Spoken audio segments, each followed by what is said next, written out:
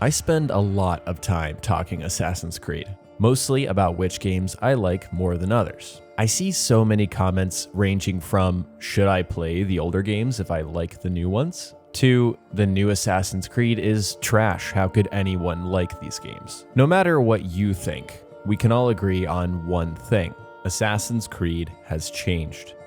Here's my no spoilers guide to how the series evolved from 2007 all the way to 2021. This video is sponsored by Skillshare, who's offering a free trial just for my subscribers. Have you ever wanted to learn something new? As a creator myself, I'm always trying to find new ways to make better videos. Skillshare is an online community with thousands of classes where you can discover what inspires you. Whether it's video editing, productivity, or graphic design, there's so many options to explore. This week, I dove into Thomas Frank's Productivity for Creatives class. Guys, this flat out helped me understand what kind of creator I am. It made me better at my job, and I've been doing this for a decade. Speaking of time, there's no ads or distractions on Skillshare, so you can focus on what you're learning. And it's less than $10 a month with an annual subscription. But don't just take it from me. You can check out Skillshare for yourself. The first 1,000 of my subscribers to click on the link in the description will get a free trial of premium membership so you can explore your creativity. Click that link to check out Skillshare. AC1 is completely unique to me. You play as a bartender kidnapped by an evil corporation, forced to relive your ancestors' memories. In the simulation, you play as Altair, who belongs to an ancient line of freedom fighters, equipped with the skills to assassinate targets across the Holy Land in an open-world setting. Gameplay focuses on stealth action. It involves platforming across rooftops to navigate the world, blending in crowds to avoid detection, and pursuing investigations, which lead to each target. Combat is tough but fair, letting you counter enemies but rewarding stealthy play. Following the creed is the top priority, and gameplay supports that, both in its focus and its restrictions.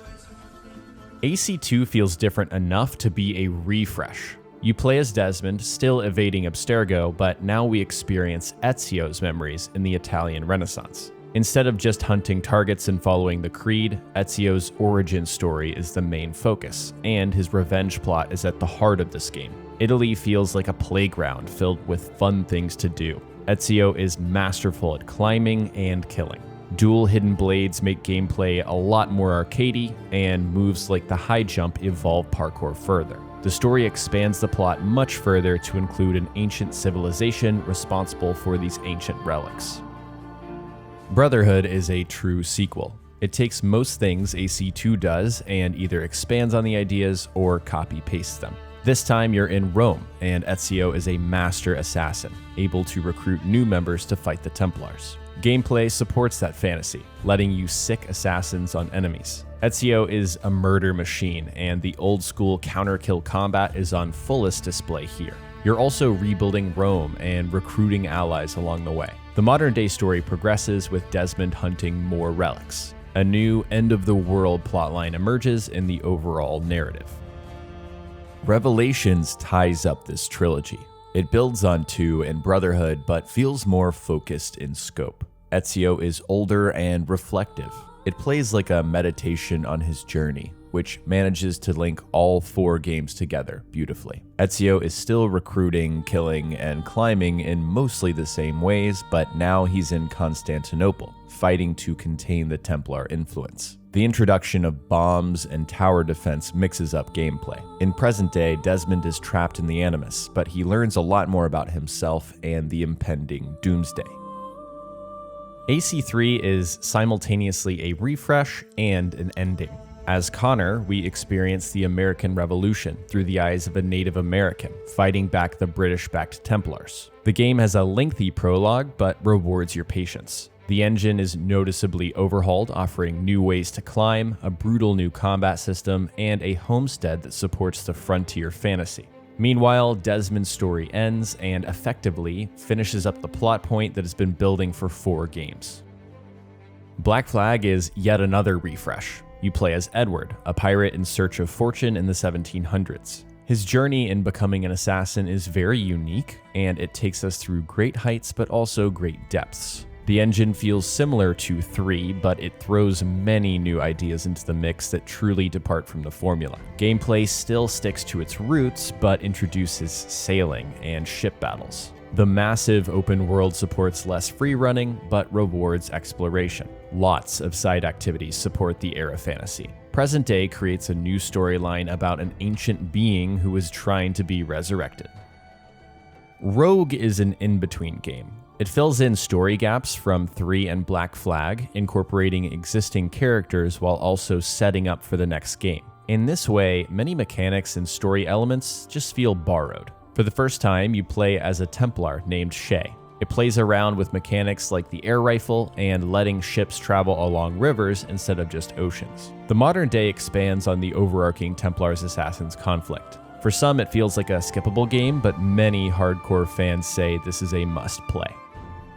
Unity is the biggest refresh up to this point. It modernizes the series with overhauled graphics, gameplay, and details. Present Day takes a backseat to the French Revolution and Arnaud's origin story as an assassin. Free running feels brand new, focusing on style and animation with a ton of depth for those who explore it. Stealth feels expanded with a dedicated crouch button and some fun new tools. Revolutionary France is dense, with immaculately decorated buildings and enormous crowds of people. Combat is slower and asks more of the player. The game launched with bugs that were fixed very quickly, but ended up damaging the series' reputation beyond repair. Unity also has a fully featured co-op mode that lets you play with up to 3 other assassins, but it didn't continue after this game.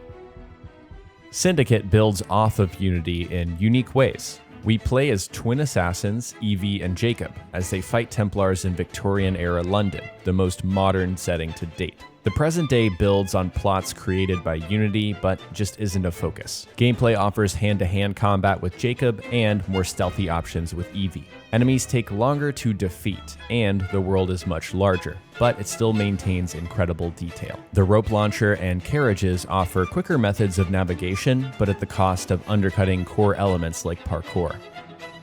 Origins reboots the series from top to bottom. Ubisoft took a year off and decided to swap genres from action-adventure to action-RPG. Series staples like stealth, parkour, and combat are overhauled or omitted in favor of leveling, looting, and a massive, beautiful open-world environment. The overall experience is lengthened by far more optional content. The story focuses on Bayek and Aya, the founders of the Creed, as they get revenge while protecting the people against tyranny in Ptolemaic Egypt. It features light mystical elements. The modern day introduces a new protagonist in Layla and a new doomsday scenario. The fundamental shift in identity feels like a welcome change to some, but a violent departure for others. It also begins a cycle of live service elements, selling in-game items in exchange for real-world money. Odyssey feels like a sequel to Origins, but in many ways it reformulates the franchise again.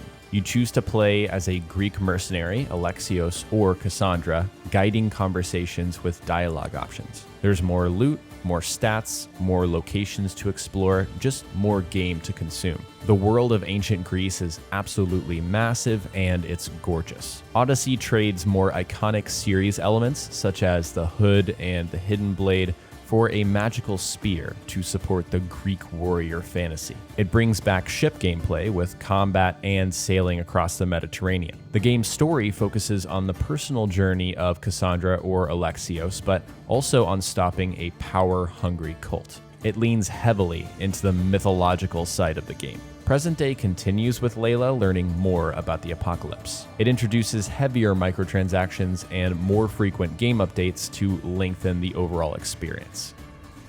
Valhalla feels like a mix of Origins and Odyssey. You play as male or female Eivor, choosing dialogue as you secure a home for your Viking clan in Dark Ages England. The plot connects the overarching story across most games in the series. Valhalla brings back classic elements like the hood, social stealth, and the hidden blade, but limits their overall impact. Longships and raiding stand as core elements to project the Viking fantasy. Combat focuses on weighty, brutal animations and choose-your-own playstyle approaches. RPG elements exist, but are dialed back from Odyssey. It continues the trend of weaving mythology into the recent games. By most standards, it's a massive game with plenty to do, with the longest story in the series. Microtransactions also continue, and this game plans to have the longest tail of any in the series. And there it is, 12 full-length video games released over the span of just 13 years. While a lot of things have changed, one thing hasn't. Assassin's Creed has always been, at its core, about history. It takes pivotal times in history, rewrites them, and bends reality to support stories filled with conspiracy and revenge, set in some of the most intriguing periods of mankind. I have my preferences, but I'll always appreciate the historical element which connects this series together, how it captures my imagination and immerses me in its worlds. What do you think about each game in the series? In the comments below, give me 3 words to describe each Assassin's Creed game. The best comment will be featured in my next AC video. Thank you so much for watching. If you enjoyed this, please let me know by clicking the like button and subscribing to the channel. You can hit the bell too so you don't miss my next video. You can also follow me on social media. I'm at jayveeonYT on Twitter and Instagram jayvee.yt for updates on all of my content. If you want to chat more about Assassin's Creed or any other game, join our community Discord server over at discord.gg/jayveeonYT. Links for everything are in the description below. Big thanks to my YouTube members, Ultra fans Dave, Grass, Cullen, Bill, and Cam. Super fans Tipsy Sergey, Tarl K, Ryan, and William. Fans John, Matthew, Spyro, JVO, Level 42, Joe, Bloodsky, and Kamal. And supporters Nos, Sung, Adam, Mr. Hollow, Quickness, Firkin, John, Jay, Sam, and Abhishek for supporting the channel. If you want to support me further, click the join button below this video. In exchange for your support, you'll unlock custom badges, emotes, and monthly play sessions with the community. Check the link in the description for more information. Thank you so much for watching, and I'll talk to you next time.